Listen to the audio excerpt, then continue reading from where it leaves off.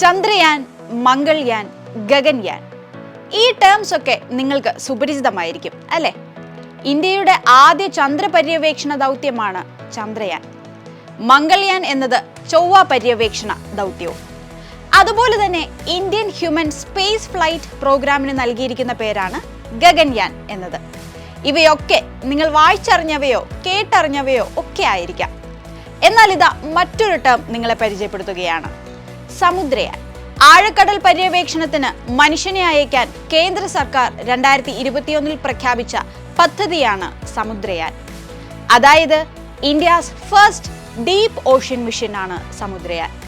കടലിൽ 6000 മീറ്റർ ആഴത്തിലേക്ക് 3 പര്യവേക്ഷകരെ എത്തിച്ച് പഠനം നടത്തുക എന്നുള്ളതാണ് സമുദ്രയാൻ മിഷന്റെ ലക്ഷ്യം. മത്സ്യ 6000 എന്ന പേടകത്തിലാകും ഗവേഷകരെ ആഴക്കടലിലേക്ക് എത്തിക്കുക. National institute of ocean technology NIOT മേൽനോട്ടത്തിൽ പുരോഗമിച്ചുകൊണ്ടിരിക്കുന്ന ഈ പദ്ധതി 2024 നടപ്പിലാക്കാനാണ് ഉദ്ദേശിച്ചിരിക്കുന്നത്.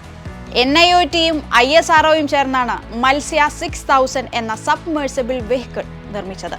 നിലവിൽ USA, Russia, France, Japan, China എന്നീ രാജ്യങ്ങൾക്കാണ് സബ്സീ ആക്ടിവിറ്റീസിനുള്ള ടെക്നോളജിയും സബ്മേഴ്സിബിൾ വെഹിക്കിളും ഉള്ളത്.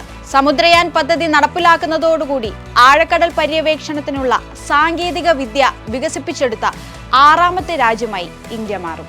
Most importantly, this project will definitely help to explore ocean resource for clean energy, drinking water and blue economy.